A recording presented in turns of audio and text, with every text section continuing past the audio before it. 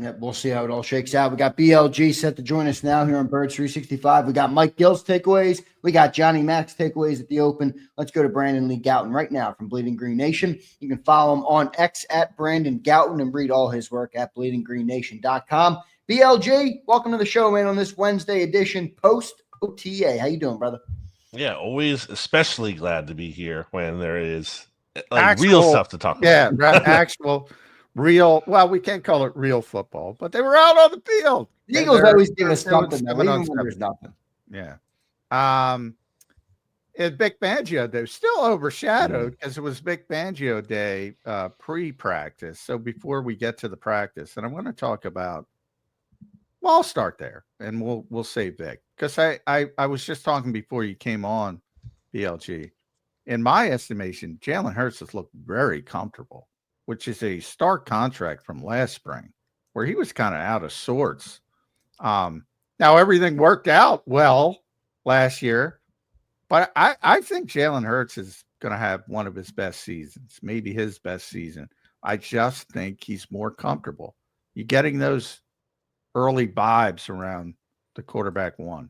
Yeah, I think he's looked sharp. I think he's looked evolved as a practice player. That's not something he was really great at earlier in his career. Even I think, in leading up to 2022, I think he looked good in training camp, but I think he's getting better. And I think he does look comfortable. Maybe there's something to the fact that although you're changing your offensive coordinator, there's been a lot of talk about keeping, what they did last year. Maybe it's just the age thing as he matures and experience. But for whatever you want to attribute to, I think Jalen Hurts has looked really comfortable here.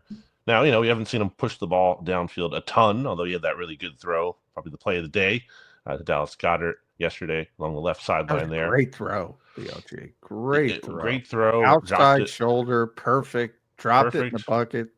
And to beat Zach Bond, too, like a really obviously good coverage linebacker. Jalen Hurts has just looked comfortable. A lot of short stuff, outside of like a play like that. At the same time, A.J. Brown isn't full participation in these drills. You don't have Devontae Smith. So it's pretty impressive. BLG, I want to go to Vic Fangio just because I feel like he's such the headliner of the day. And I'm sure we'll get to some of the on-field stuff there. But what stood out to you from what Vic Fangio had to say yesterday? And boy, he said a whole lot, BLG. Yeah, but what we need 4 hours. Vic is a treasure, BLG. Yes, he is. He's a treasure, and he is like proof that you don't have to be super cagey and treat all the information like state secrets because he's pretty transparent. And guess who had the best unit in the NFL last year? Like his defense was like the best unit of any team. Certainly right up there, and certainly the Super Bowl winning impetus there for the Eagles. So you really can just be a little bit more honest. Maybe you don't even have to do it to the degree that he does, but a little bit more towards that way. I think it'd be nice to see. Obviously, we're incentivized to say that as people who cover the team, but just so many things. I think the injury updates were just funny to me in terms of how secretive the Eagles are about that kind of stuff. And Vic was up there. August, he's not going to be over. N'Kobe Dean, missing some time for a while, as expected, but good to get some more information there. I think maybe the most interesting thing was like the Cooper DeJean utilization, because Vic Fangio, brought up the idea of using him as safety, and we haven't seen that in practice yet. So I don't know how much I'm supposed to buy into that when we're not seeing it in the drills. Then again, we've only been to 2 of the OTA practices. The media has, so it's possible they're doing it on the days we're not there, and possible they do it more this summer. I do think it's a little interesting though, in terms of you just don't see that, right? Like you don't see a guy come in, be your a safety, and then maybe shift down to nickel. Not that it's not unheard of, but like Josh Metellus, baby, does it all the time. Malcolm used to do it occasionally, not occasionally. Right. It's very rare. But you know what it tells me about how he talks about Cooper, and that they think he can do anything. Yep. At a high level. They think he can play slot. They know he can play slot. They think he can play outside corner. They think he can play safety. So what I took from that is it's about the other guys. Like who's ready to play? and then we'll put Cooper in the other spot. Mm-hmm. That's how I kind of took it. But they have tremendous confidence in Cooper DeJean, and I think they should. He is a really good football player. But like if Kaylee Ringo and Adoree Jackson fail, maybe he's outside, Mm-hmm. and maybe if Makuba's a better nickel player than a safety, maybe he's in the nickel and Cooper's outside, or maybe Cooper's at safety and Ringo's outside. Mm-hmm. You have all these different sort of ways it can shake out, but Cooper's going to be on the field every down. I think that's the key. Even in my pet peeve, BLG, I don't know if it's a pet peeve of yours, but why is base called base when Vic Fangio are in it 160 times? Why call nickel base? Yeah. Why? It drives me nuts. You never play it. Yeah, about like fewer than 8 times per game, basically. Yeah. The math comes out to on that 160 times last year in 21 games. Yeah, that's a very fair thing. And yeah, I think the bigger point, like you're saying, John, there, but yeah, you want Cooper DeJean on the field basically no matter what. So that's what they're trying to figure out, and I think that makes sense. He's going to mostly be at nickel cornerback, and if he's not there, then yeah, we'll see. I think it's going to tend to be more the cornerback, like where he's been at right cornerback, because that's what we've seen. That's what he's played before. But maybe not. Maybe there will be a safety involvement in there. Yeah. What do you think about Trotter early in the season? It's pretty evident that N'Kobe's not going to be ready. And, August 1st, if Jahad Campbell's back, is a lot different than, say, August 20th. So there's still some uncertainty with when Jahad's going to be able to practice at a significant level. You think it is going to be Trotter early in the season at linebacker? Yeah, I'm a little surprised. I guess not shocked, but just given all the rotations you see at safety and cornerback so far, no rotation there at linebacker. Jeremiah Trotter Jr. next to Zach Bond. Maybe that changes. Maybe Smile Munden steps up at some point. Obviously, he's a rookie. You don't expect him to get all the first team reps this point in the season, but if he has a strong preseason, he could enter that conversation there.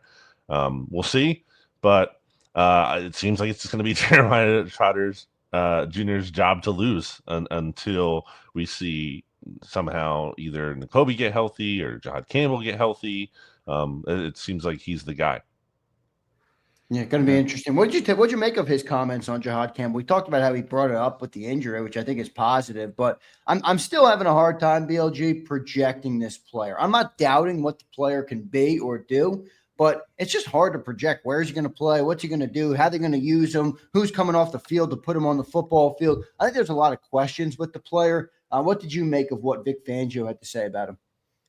I think, this sounds obvious, but if he's good, he's going to be on the field.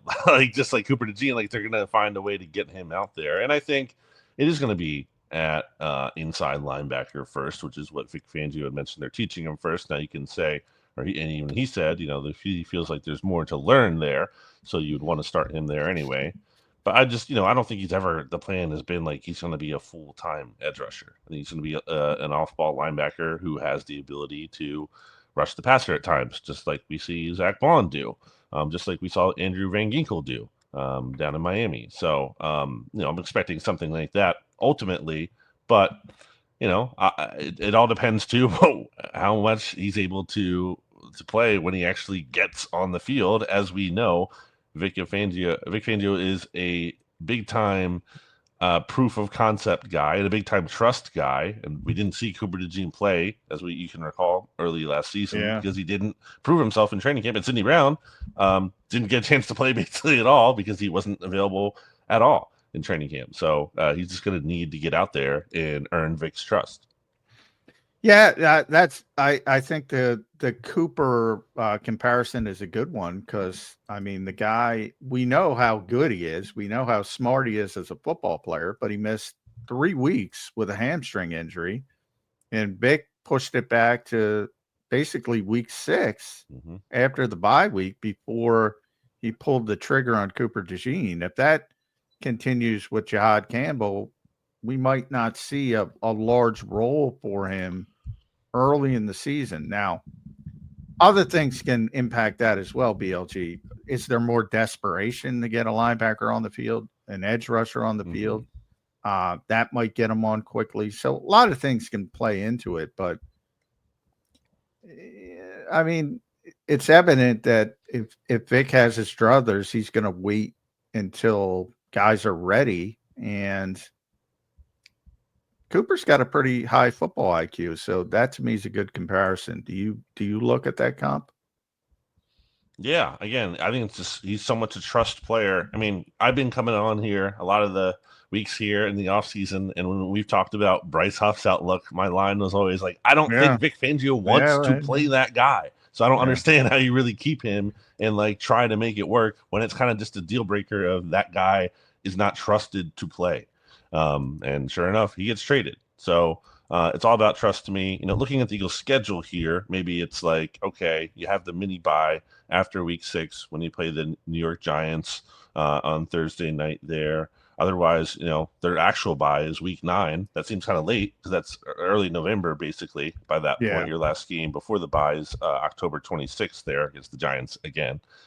So, you know, they don't have the benefit like they did, if you want to call it that, of last year with the early bye to kind of make a big change like that if that's what they feel like they need. Obviously, you don't need that necessarily, but maybe you're looking at that kind of time frame if Campbell's not getting on the field until later in the summer.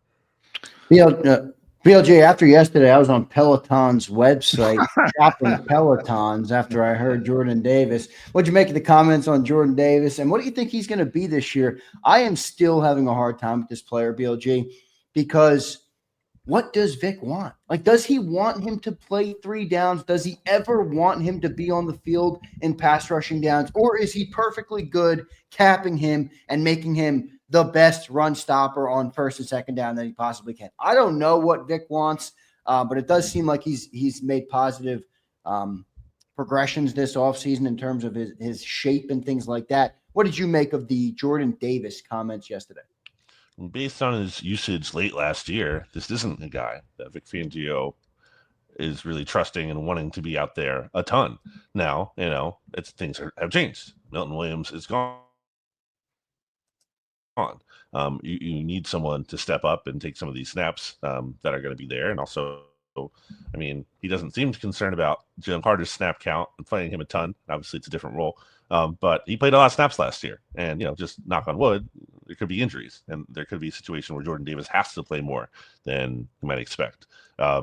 Certainly, when you give him the 5th-year option like that, I would think you would have to be expecting him to play a bit more just because that's a big financial investment. Of course, that doesn't always necessarily guarantee that Vic Fangio is going to play you. Look at Bryce Huff again. But I do think that there is something to the fact that for as much as I kind of have hesitancy about, like, we're still in year 4 talking about Jordan Davis, like, getting into shape. And it seems this has been a storyline like each of the past whatever every year here. Every year it is. Every year. But I will say, looking at the history of certain defensive tackles, and Dexter Lawrence really stands out, and maybe is more of the exception, not the norm. It can take time, and a guy can really pop in year 4 here. And I don't know that I'm expecting Jordan Davis to get to quite that level because that's also a really high bar if you're being compared to Dexter Lawrence. But I mean, he did have 2 sacks in the postseason last year, and he has 3.5 sacks in his regular season career combined. And those were like legit sacks too, and not just like gimmies to me. Like he earned those plays against both Jaden Daniels and Patrick Mahomes in the Super Bowl. So I do think maybe if you want to buy into he could be playing his best football, I'm not totally gonna say that's untrue. It's kind of a give and take because if Jordan Davis is playing more, that means Moro Ojomo's probably failed to a certain level. So I'm not sure if the Eagles want that. You know, if you look at it from that standpoint, somebody's got to come off the field. It's probably not going to be one of the edge rushers. So, you know, that means it's certainly not going to be Jalen Carter. We know that. And that probably means Moro Ojomo hasn't developed into the pass rusher the Eagles think he could be. And he showed on a very limited level last year. Pressure percentage was off the charts. a lot of one-on-ones, but that will continue.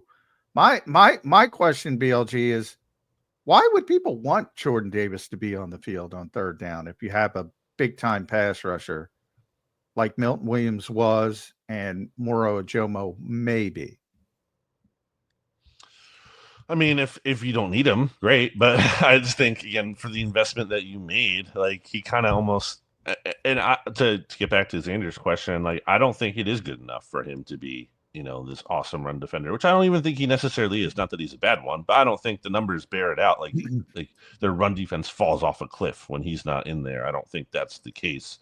I think he helps towards it, but isn't this irreplaceable player. I think ultimately they're going to need him to do more. It doesn't have to be he's a third down pass rushing specialist demon kind of guy, but we need to see more than we've seen to this point from him. I think the future too, BLG. Like I've tried to do, and I'm not always successful, but I've tried to remove the 13th pick because it's history. Like you can't change it now, but I'm trying to gauge him like, all right, if you pay him after, right, or you picked up the 5th-year option and now you want to give him extension, how much is that worth versus, for what this player is versus, 13th overall pick. I think it's obviously he's a little bit of a letdown from that perspective, but I still don't know exactly what he's going to be. But it should be interesting to see. I do think it's positive that he's in the best shape of his life. That's for sure. Absolutely. Peloton, and he should go for the Peloton deal. He should. What did he say? He called out the trainer too. What was the trainer's name? Ali Love or something like that? I'm not sure. Recall. I got to look at the transcript. But it was weird how Vic Fangio talked about that too in terms of. That was great. That's another big example of because a lot of people. Yeah, we talked about the Bryce Huff trade.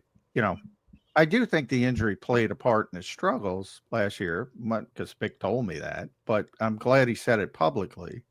Wasn't able to use his hand, yada, yada, yada. But to your point, certainly wasn't a fit for the scheme as well. But I'm glad he pointed that out. And then you have the group of people that say, well, he's just trying to not throw the guy under the bus. I'm like, Vic just tells the truth. And there was an indication with Jordan Davis. Jeff McClain sort of followed up and said, well, why wasn't he in his best shape earlier in the season? And Vic basically said, I forget the exact wording, but paraphrasing, he said, yeah, I'm going to dodge that question, which is obvious. He didn't do what he needed to do. And then he picked up the Peloton and got in better shape. Vic's honest to a fault. He's not, but I get the perception from fans because most coaches are trying subterfuge at all times. You ask Vic a question, he's going to answer it. And if he doesn't answer it, he's going to do what he did yesterday and say, yeah, I'm not going to answer it, or I'm going to dodge that, or I don't want to answer that. There was that. I remember the video Eagles.com put up answering questions. They do it every once in a while. Howie did it. Vic did it.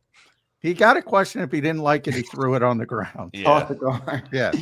It's funny. Vic requires you guys to be different versions of yourself, depending on who you're talking to. With Nick or somebody else, you got to like, how can I get something out of them? Exactly. Versus Vic, it's just like, all right, just say whatever you want, or ask whatever you want. You're probably going to get just ask Vic a question. You could say a name, and you get that's it, basically. Yeah, right. And he's going to give you his thought process on that particular player.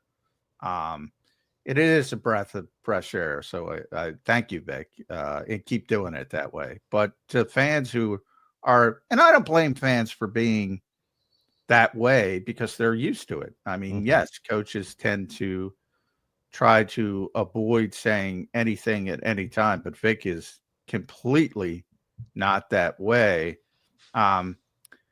We were also discussing before you came on, I want to go back to the offensive side because I think it's been interesting. Devontae's been in Florida working out. AJ just does individual work, pretty much doesn't do anything in team drills.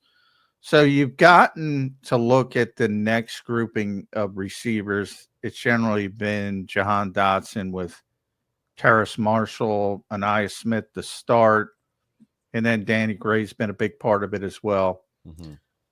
Depth has long been an issue at wide receiver for the Eagles. Obviously, you're going to have a huge drop off from two great players, but I think the depth here is better than it has been in the past. Do you see that? I'm not so sure. I'm not sure. I'm not saying I don't believe that. I don't know yet. I do some of the things I like of what I've seen of small sample size here of a couple practices. And this is actually probably a good thing in terms of AG not practicing a ton and Devontae not being here. Jalen Hurts now has to throw the ball to Jahan Dotson, and they have to kind of work on their chemistry together. And I think that's a good thing. It's not like you want Dotson getting, 5 targets a game. That's not what you need, but there might be a game where you need to get him 5 targets at some point, and they're not really doing that last year. I think Jalen Hurts only targeted him like 20-something times last year. Like that's crazy. Like a little over once per game for a guy who, I know you have all these other targets, but you're also missing them at times. Like Goddard missed time, certainly, and then AJ and Devontae did earlier in the year. So I like that part. I haven't seen, Dotson like look awesome, but I like the fact that Jalen's going to have to work with him more right now, and I think that's going to be important in terms of the passing offense evolving. Danny Gray looks like he can play a little bit, which is, something Zach Berman had pointed out last year when he pulled the Eagles roster, asking about like the top practice squad players. And you have like, Darius Slay and Cooper DeJean, shouting out Danny Gray, who was a former, 3rd-round pick by the Niners? Pick. And he can run, man. He was like run. a 4.35 guy or something crazy. So, yeah, really excited to see what he can do. He was back in the mix there, I think, returning kickoffs as well. It could be, there's some return possibility in there for him as well. So, yeah, I'm intrigued to see what this group has. And then, Avery Williams, he's not practiced yet, but he's listed now under wide receiver after previously being listed as just return specialist only. So apparently he's in the mix there too. Yep, not a lot of questions on offense. BLG coming back, you bring back 10 starters out of 11. I mean, not much to answer there, but the one starting spot that's up for grabs is Tyler Steen, right guard spot. Do you believe Tyler Steen will win that job? Have you seen anything that would push you in a different direction at OTAs? What are you seeing so far with that? I think it's Tyler Steen's job to lose. Of course, you could say the same thing last year, and then he lost. Yeah, right. I was going to say, this time last year, we said the same thing. So that's, not set in stone. I do think what we've learned in the spring, or maybe confirmed if you were of the mind before, is that Kenyon Green, I don't think he's as serious in the mix for this job. I think most people are looking at like Tyler Steen or Kenyon Green as much as it's Tyler Steen versus Matt Pryor. I think Matt Pryor is the one who would be more likely to challenge for that starting job, considering he was the second team right guard, while Kenyon Green's over there at left guard, which, by the way, is the only position he's played ever in the NFL. He's not taking snaps at another position. So, if they're not having him rep at right guard, I have a hard time believing he's just going to easily switch over to that spot this season. And, things could change over the course of training camp, but as it stands right now, I think Tyler Steen is going to be the guy. And if I think he gets hurt again or if he falters at all, I think Matt Pryor is going to have that next man up opportunity.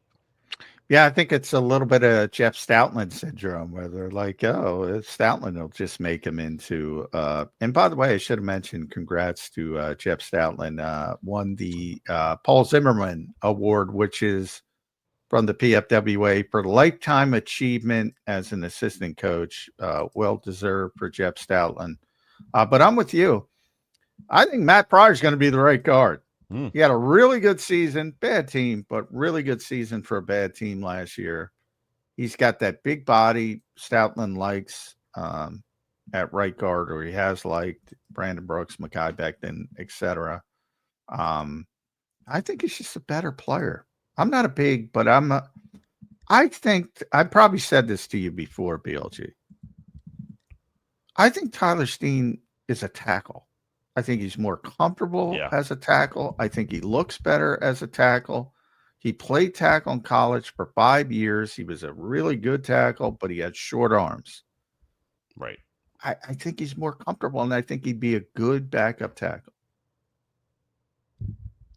He looked really good at tackle to me when he was repping there as a rookie. I guess it was a couple years ago now, or whenever he's had the chance, basically. And I just think you have to think about, too, of where his development went. Like, it's not a surprise to me. It's taken him time to adjust to guard, if he even ever does fully do that. Because he's playing freaking defensive tackle before he's playing offensive tackle. He's playing defensive tackle at Tennessee at one point. Before he goes to Alabama, he's playing left tackle. Like from defensive tackle to offensive tackle to guard, like that's a lot of movement you're going along there, and that shouldn't just be probably like a plug and play kind of player. And I know the arm length thing like isn't ideal, but when he has the movement to me, he looks like for a left tackle. So like, especially if you're talking about a swing tackle, like I'll take that. You're not going to get a perfect swing tackle exactly behind your starters. So like, I'm fine with that. I think, my frustration with how, Tyler Steen has been perceived in the past too is like, I don't think it's a matter that the Eagles totally missed on that pick. This guy can't play. I think it's been more about just like finding the right fit for him. Yeah, I'm with you. And it's going to be interesting to see if at some point in the summer, because we talk about the big bodies and, they drafted Miles Hinton and also Cameron Williams, who are thought of as tackles, and that's certainly where they're starting. But again, Jeff Stoutland has proven that he will move guys inside. Even nobody's going to be bigger than Mackay. So, I mean, that old thought process of, oh, he's a tackle because he's this size, he's already proven. There's no way anybody's going to be bigger than Mekhi Becton. So those guys could get in the mix down the road. But Matt Pryor can play. Not great, but I think he could do a lot worse as far as, you can hope to hit the home run with Steen or even Kenyon Green. But if not, I think you got a nice insurance policy in Matt Pryor. That's kind of how I look at it. Yeah, I agree. I agree with you, Johnny Mac. BLG, any final takeaways here on the OTA, brother? You were down there yesterday. It's good to have the team, like you said at the start of the segment, back on the field. Some good stuff to talk about. Any final takeaways here on Birds 365 that you have for the people? Maybe an inside look through the eyes of Brandon Lee Gowton. Yeah, I mean, as much as we're talking about Jalen Hurts looking good, I think Tanner McKee looks really good too as the backup quarterback. And obviously, you don't want to have him play if Jalen Hurts gets hurt. But one thing too, just about like what I've been clamoring for in the past, like let's see Tanner McKee get this full slate of quarterback 2 reps, because when you're the third quarterback, you just don't get to practice much at all. That's your reality. And the Eagles did a little bit more splitting of those second team reps last year at one point with Pickett and McKee. But now it's just totally McKee all the time. I think he looks just really comfortable and looks really good as that backup quarterback there. So he's really stood out to me. Again, not the most exciting thing, because if Jalen Hurts gets hurt, you're not feeling great. But I do think Tanner McKee can play. And I think we've just seen more and more evidence of that, whether it's preseason, training camp, OTAs now, when he got to play the regular season late last year. Like, this guy looks like he can play, and that's a nice thing to have behind your starter. Yeah, the ball has barely hit the ground. I haven't checked Elliott's numbers, but the ball has barely hit the ground. They were good. I saw Elliott's numbers. They were good. They were like, I think 1 or 2 incompletions. Yeah, from both of them, Jalen Hurts and Tanner. Now, a lot of underneath stuff, as BLG pointed out, but still, Sam Bradford like spring. The ball doesn't hit the ground. I will say this, bold prediction, BLG. Kyle McCord just beat out Dorian Thompson-Robinson yesterday as the third string quarterback. He made a couple good throws. I was like, okay. To me, well, he could throw the ball. I mean, he threw the ball a lot in college. To me, with these rookie quarterbacks, these guys they bring in, low-level quarterbacks competing for like that third or fourth quarterback job, whatever. To me, it's about clearing like the Clayton Thorson. Yes, exactly. I brought up Clayton Thorson bar, the Clayton Thorson bar, because with those guys, like you could tell pretty much instantly, like they just couldn't play. And I think Kyle McCord, small sample size, we'll see how he does in the summer. But for now, I feel like okay, he can at least play a little bit. Yeah. And Dorian had when the ball did hit the ground yesterday, it was Dorian for the most part. So part of it is that as well. But I think Kyle carries himself too as an NFL quarterback. He just carries himself. I don't know if you were at his presser. I forget if that was rookie camp but he just carries himself like an NFL quarterback. And I think that matters to a certain extent, Yeah, but carries it well, as does BLG at Brandon Gouton on the X platform, Bleeding Green Nation. Check that out every morning to get your latest Eagles news. And we always thank him for joining us. Tremendous job again. Appreciate it, BLG. BLG, thank you, brother. We'll talk to you next See you week. guys. There's See ya. BLG joining us here on Birds 365. I always love talking to Brandon Lee Gouton, and great stuff from Mike Gill as well earlier. So we had two great guests today, two great segments in between those guests before and between the two. So great show here, Johnny Mac on Birds 365 after OTAs wrapped up. It is nice to have the Eagles on the football field. I know it's we joke about how much you get from it, but it's a lot better than them not being on the football field. I'll say that. Yeah, you start to see how things are going to crystallize and how they're going to approach it. Not that things, the competition, as Vic said, is going to happen over the summer, but and we'll continue as BLG alluded to. Tyler Steen was the leader in the clubhouse this time last year as well. So and injuries play a part. Look, if Tyler Steen doesn't sprain his ankle, Mekhi Becton never gets a chance. Perhaps. But there was no evidence. It's not like, I think people forget, he was taking every first team rep until he got hurt. Right. And even I remember the practice, and it was a big deal at the time.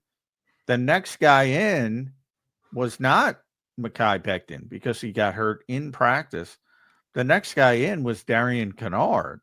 And it was a big story during the day. And people are writing stories about Darian Kennard, and then they go out for the next practice, and there's Mekhi. And Mekhi never left until he did leave in free agency. Had some banged up at times at points, but he took the job, and that was it. So injuries play a part of it as well. Opportunity. I talked about that a lot with younger players, Jalen Hurts specifically. Nobody expected to play Jalen Hurts. Vic Fangio didn't expect to play Jalen Hurts. He was forced to play him because of the injuries, and he held up better than everybody thought he would. Yeah. And things change, and now he's a big part of the plan, evidently. So I'm with Abe. Abe says, we will miss big ticket. We will. I love the big ticket, Mekhi Becton. I like this personality, and I never even met the guy. It radiated through the screen, Johnny Mac. Yeah, I mean, he's a good guy, and he really enjoyed being here. Really enjoyed being coached by Jeff Stoutland. Appreciated, essentially the fact that they saved his career, rebooted his career, on him and put him out there. But the business part of it is real, and it comes in. I talk about it all the time. You can ignore it, but they have 4 big-time offensive linemen here. They got to pay, and that means you probably can't pay the 5th. Right. John, last question for me today, brother. Who you leaning toward right now on starting off-ball linebackers for this team week 1? Because I think there's so much question with these injuries. Like, everybody's wondering, what's it going to be week 1? Is it Trotter and Bond? Do you think it's simply those two? Yeah. I think it's going to be. Yeah. Because I think Trot's going to – he's going to have every opportunity this summer. And unless he fumbles it, it's going to be him. And I don't think he's going to fumble it. He's a good player. I don't know if he's a great player, but I think he's going to be serviceable, solid at least. And I think, long term, Nakobe is still, you heard the way Vic talked about Nakobe. When he's healthy, he's going to be the middle linebacker. When that is, and then when you talk about moving forward to 2026, it's going to be difficult to keep Nakobe Dean for a lot of reasons. Injuries, one of them. Then you're probably looking at Bond and Campbell together, paired up with Zach as the middle linebacker. But I think when they get to that point, and obviously that's the point they're shooting for long term, I think you're going to see a different player than perhaps you've seen in the past in Philadelphia with Campbell. I think he's going to be a true hybrid who moves around from weak side linebacker to edge rusher or even interior rusher on obvious passing situations. Yeah, that's going to be interesting to see. I'm looking forward to how it all shakes out. Johnny Mac, great show today, brother, as always. Your final thoughts here on this Wednesday edition of Birds 365. We'll be right back here tomorrow, 8 a.m. on Birds 365 tomorrow morning. Your final thoughts today.